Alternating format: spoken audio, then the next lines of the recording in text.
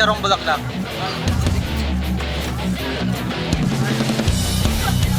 Let's go. Ang haba ng pila. Bakit tayo abutin dito ng hanggang madaling araw? So, dito ngayon tayo sa GSIS. Time check muna natin. Nasa uli kami. 9:47. So, 9:47 ngayon. Check natin kung anong oras na tayo makakain doon, makakapunta din sa pila. Ngayon, tayo ngayon nasa dulo. Pero tsagayin natin. Let's go. Okay guys, since mahaba yung pila at for sure yung iba dito is gutom na, meron naman kayo mabibilan dito na ibang choices. Like, merong ice cream dito sa likod. Merong mani. Balot. Merong fries. Sa gilid meron. So, kung ginugutom na kayo, merong pwede kayong pagbilan sa gilid. So, meron din ito. Pika-pika. E-cigarette, meron din dito. So, sa lahat na nabubusan dyan, meron ding ice cream dito. Meron ding fries. Meron ding mangga. And syempre, meron din ditong special siomai. So, since mahaba yung pila dito, meron pa rin naman kayong pagpipilian. Ice cream. Yeah. Meron ding sari-sari store. Okay.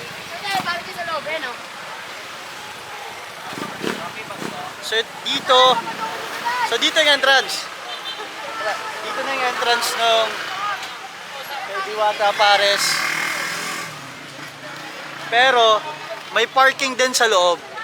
Since maraming tao, doon na kami sa dulo nag-park. So ngayon, samahan nyo ako kung gaano kahaba yung pila.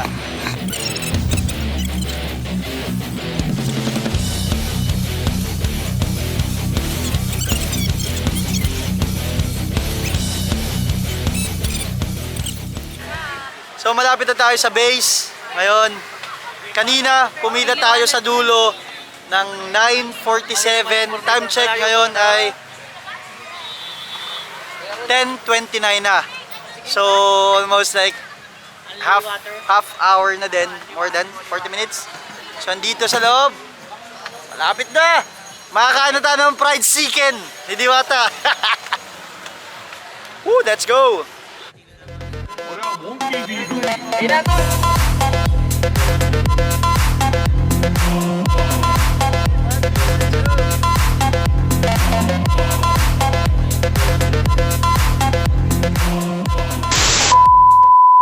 Saint Diwata. Diwata, matitikman na kita. Malapit ka sa akin. Time check. 11:02. So, more than an hour na tayo nakapila. Pero let's go, kaya pa. Woo!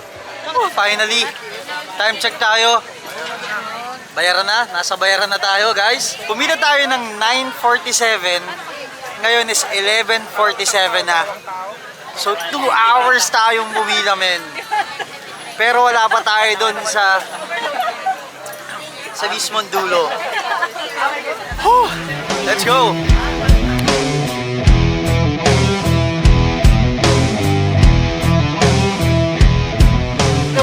Maputi talaga ako, Ben. Nagagluta tayo ng Ben. Oo nga eh.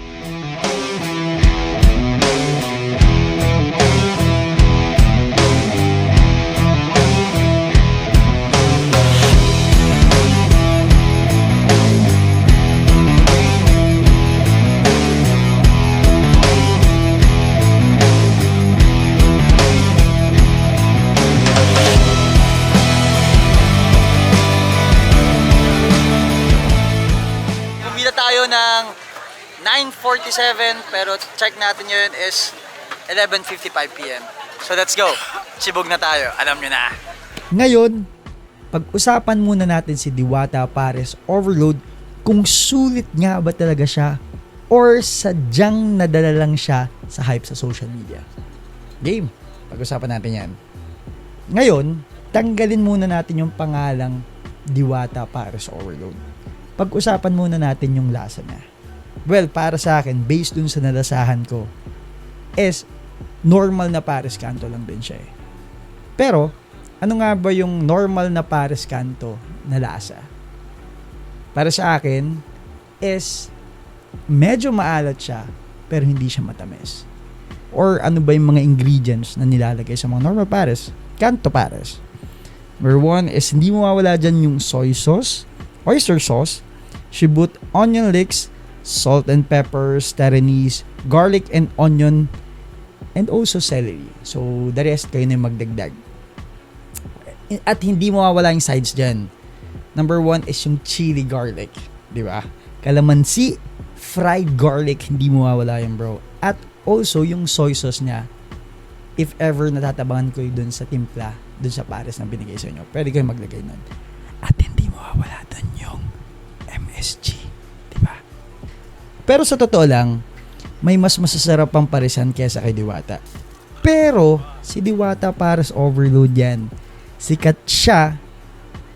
Bakit nga ba siya sikat? Kasi nga, siya yung unang nakaisip nang sa 100 pesos mo, meron ka ng only soup, only rice, plus free soft drinks. Imagine that. Saan ka makakakita nun? Di ba kay Diwata lang? Yun yung naging advantage niya, kaya siya sumikat. Kasi nga, di ba, imagine mo yung 100 pesos na yun, meron ka ng only soup, only rice, at free soft drinks.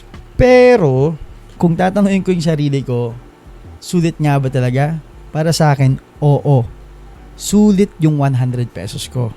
Babalik pa ba? Para sa akin, hindi na. Or kung bumalik man, matatagalan din. And kung i-rate ko siya, 8 out of 10. But by the way, magdala ka ng gamot mo para sa high blood. See you guys next time.